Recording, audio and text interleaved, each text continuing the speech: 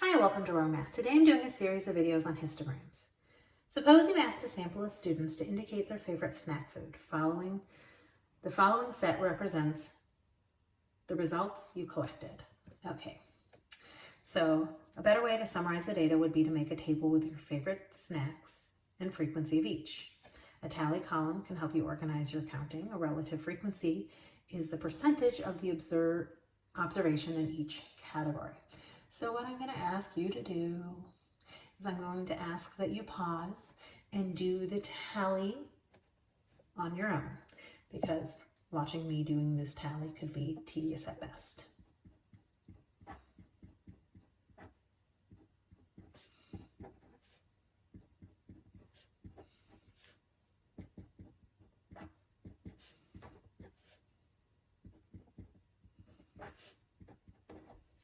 Okay, hopefully you paused and did this tally all on your own. I know some of you just watched me do that really quickly, but you really should practice tallying and making sure you can do this. It's a fun practice. If we add these up, 29, there's a total of 29. To get the relative frequency, you take the frequency divided by the total, and I'm going to round to 2 decimal places, so 0.45. 4 divided by 29 is going to be 0.14. 7 divided by 29 is 0.24. And 5 divided by 29 is going to be 0.17. If we added these up, 0.45, 0.14, 0.24, 0.17, we should expect it to add up to something really close to 1. It does add up to 1 as it goes, the decimal. The fractions will add up to 1 because 13 plus 4 plus 7 plus 5 does add up to 29. But we did rounding. We did a lot of rounding to get these to 2 decimal places. Because of the rounding, the decimals may add up to 0.99. They may add up to 1.01 because of rounding. As it goes, these add up nicely to 1.0. I added it up and I was very pleased to find out that they added up nicely. Okay, so here is our tallied table. So now we can scooch all the way up and just keep that as our mainstay. What percentage of students like tacos or nachos? Well, that's 0.24 plus 0.17, which is 0.41. That's the probability. The percentage is 41%. What is the probability that a student likes pizza or tacos? So pizza is 0.45. Tacos is 0.24. That's 0.69. Because it's probability, we leave it as a decimal. Probability, percentage. Create a histogram of this data, which is going to be fun. Okay, so we have a couple of options with our histogram.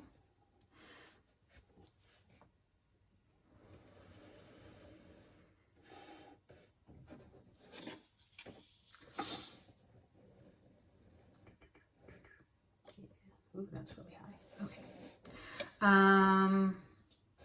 The first choice we have in our histogram is to do frequency or relative frequency.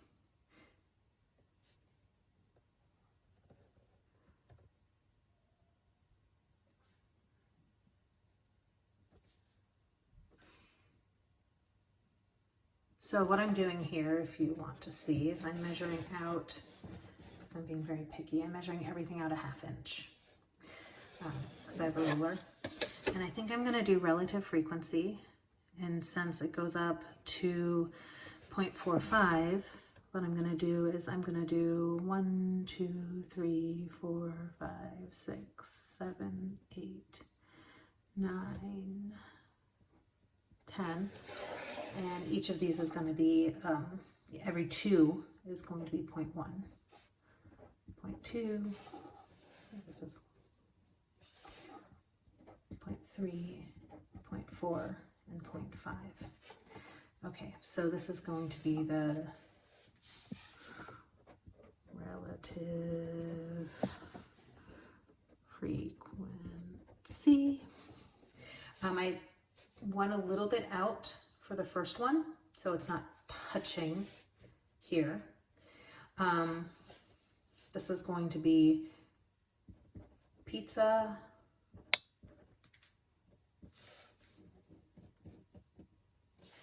ice cream, tacos, and nachos. Normally I would write the whole word, but we're already losing a lot. Okay, so pizza is 0.45. I'm debating the ruler. I think the ruler is going to slow me down quite a bit, so I'm just going to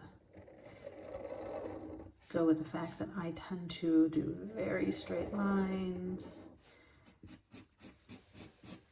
Histogram, the bars touch. That's the key. Ice cream is 0.14. This is 1.5, so 0.14 is going to be lower than this.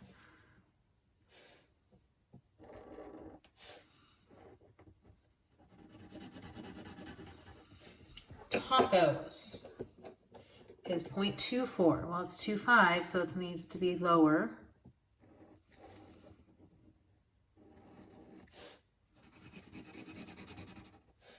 And nachos are 0.17.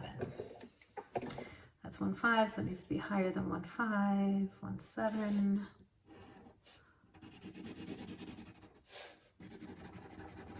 All right, and then I need to title this